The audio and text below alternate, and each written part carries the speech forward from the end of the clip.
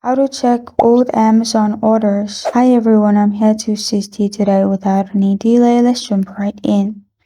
First, open Amazon on your device. Make sure you're logged into your Amazon account.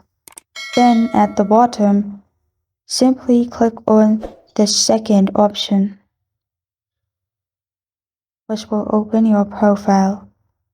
After you're in your profile, click on Orders at the top.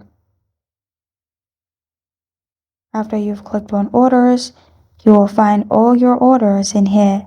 You can also click on Filter at the top right and filter the order date or order type as well, and press on Apply, and it will show you in that way. You can also search at the top in the search bar your order, which you ordered, and see it in here as well. And this is how to check old Amazon orders.